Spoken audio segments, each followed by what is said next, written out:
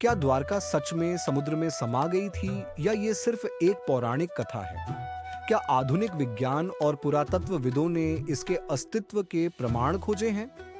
आइए जानते हैं इस रहस्यमयी नगरी की पूरी कहानी। हिंदू धर्म के प्राचीन ग्रंथों के अनुसार द्वारका भगवान श्री कृष्ण की नगरी थी। महाभारत और भागवत पुराण में इसका विस्तृत वर्णन मिलता है।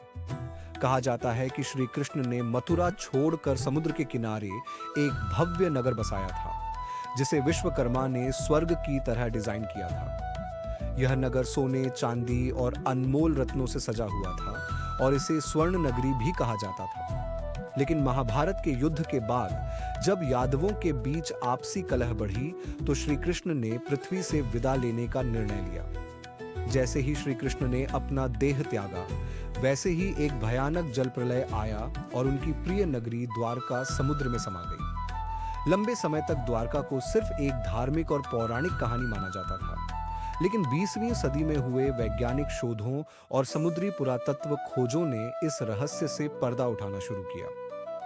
1980 के दशक में भारत के प्रसिद्ध समुद्री पुरातत्वविद डॉक्टर S.R. राव और उनकी टीम ने अरब सागर के तट पर द्वारका के अवशेषों की खोज की। गोताखोरों और आधुनिक तकनीकों की मदद से समुद्र की गहराइयों में प्राचीन नगर के प्रमाण मिले।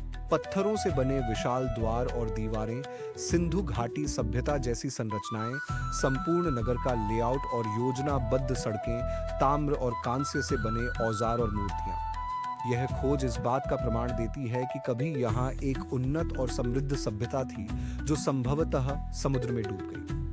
समुद्र विज्ञानियों और भूवैज्ञानिकों के अनुसार द्वारका की डूबने का कारण भूगर्भीय हलचल और समुद्री जलस्तर में वृद्धि हो सकता है।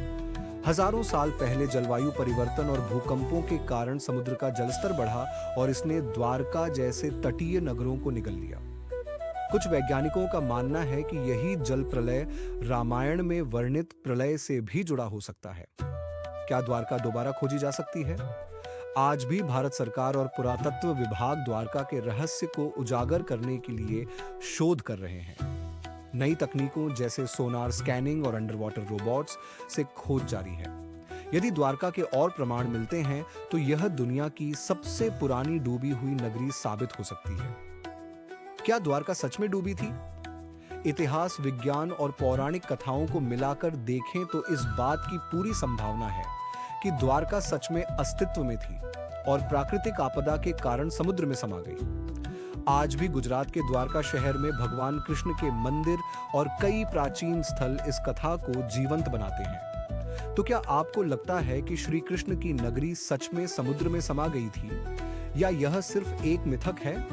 कमेंट में अपनी राय बताइए। वीडियो पसंद आया तो लाइक और सब्सक्राइब जरूर करें।